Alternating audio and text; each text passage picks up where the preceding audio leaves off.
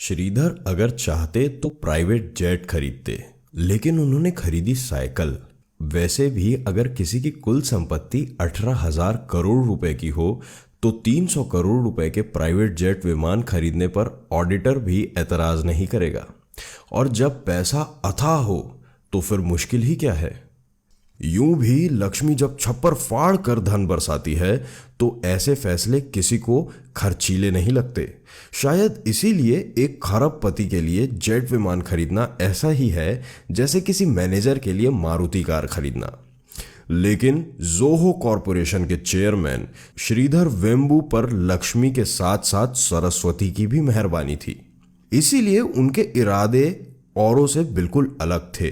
Private jet खरीदना तो दूर, उन्होंने अपनी कंपनी बोर्ड के निर्देशकों से कहा अब कैलिफोर्निया से जोहो कॉरपोरेशन का मुख्यालय कहीं और ले जाना चाहते हैं। श्रीधर के इस विचार से कंपनी के अधिकारी हतप्रभ थे, क्योंकि सॉफ्टवेयर इंडस्ट्री के लिए कैलिफोर्निया के बे एरिया से मुफीद जगह दुनिया में और कोई है ही नहीं। गूगल, एप्पल, फेसबुक, ट्विटर या सिस्को सब के सब इसी इलाके में रचे बसे फले फूले। पर श्रीधर तो और भी बड़ा अप्रत्याशित फैसला लेने जा रहे थे। वे कैलिफोर्निया से शिफ्ट होकर सिएटल या ह्यूस्टन नहीं जा रहे थे, वे अमेरिका से लगभग 13,000 किलोमीटर दूर चेन्नई वापस आना चाहते थे।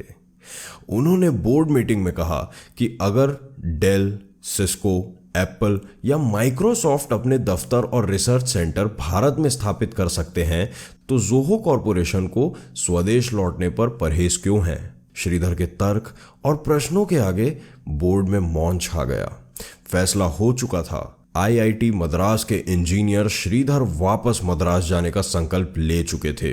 उन्होंने कंपनी के नए मुख्यालय को तमिलनाडु के एक गांव जिला टेंगसी से स्थापित करने के लिए 4 एकड़ जमीन पहले से ही खरीद ली थी और ऐलान के मुताबिक अक्टूबर 2019 यानी ठीक 1 साल पहले श्रीधर ने टेंगसी जिले के मथला मपराई गांव में जोहो कॉरपोरेशन का ग्लोबल हेडक्वार्टर शुरू कर दिया।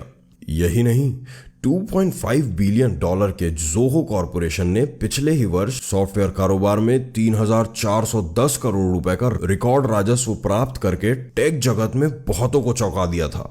स्वदेश क्यों लौटना चाहते थे श्रीधर अमेरिका की किसी एजेंसी या बैंक या स्टॉक एक्सचेंज के दबाव के कारण स्वदेश नहीं लौटे। उन पर प्रतिस्पर्धा का दबाव भी नहीं था। वे कोई नया व्यवसाय भी नहीं शुरू कर रहे थे।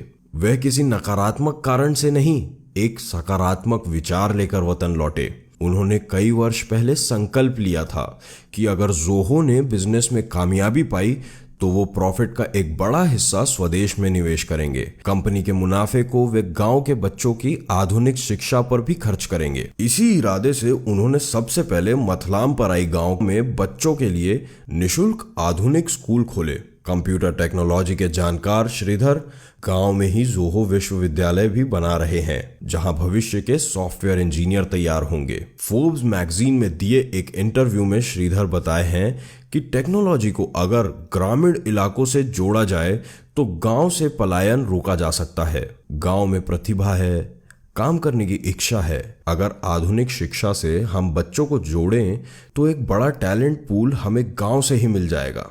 इसीलिए मैं भी बच्चों की क्लास में जाता हूँ, उन्हें पढ़ाता भी हूँ। मेरी कोशिश गांव को सैटेलाइट से जोड़ने की है। हम न सिर्फ दूरियां मिटा रहे हैं, न सिर्फ पिछड़ापन दूर कर रहे हैं, बल्कि इन शहर से बेहतर डिलीवरी गांव से देने जा रहे हैं। प्रोडक्ट चाहे सॉफ्टवेयर ही क्यों ना हो, श्रीधर बताते हैं। तस्वीरें जाहिर करती हैं कि श्रीधर बेहद सहज और सादगी पसंद इंसान हैं। वह लुंगी और बुशर्ट में ही अक्सर आपको दिखेंगे। गांव और तहसील में आने जाने के लिए वह साइकिल पर ही चल निकलते हैं। उनकी बातचीत से, हाव भाव से यह आभास नहीं होता है कि श्रीधर एक खरबपति सॉफ्टवेयर उद्योगपति हैं, जिन्होंने 9,000 से ज्यादा लोगों को रोजगार दिया है, जिसमें अधिकांश इंजीनियर हैं।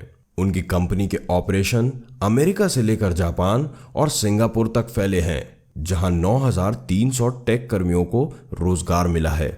श्रीधर का कहना है कि आने वाले वर्षों में वे करीब 8,000 टेक रोजगार भारत के गांवों में उपलब्ध करवाएंगे और ग्लोबल सर्विस को देश के नॉन अर्बन इलाकों में शिफ्ट करेंगे। शिक्षा के साथ गांवों में आधुनिक अस्पताल, सीवर सिस्टम, पेयजल, सिंचाई, बाजार और स्किल सेंटर स्थापित कर रहे हैं। जननी जन्मभूमिश्च स्वर्गादपि गरीयसी।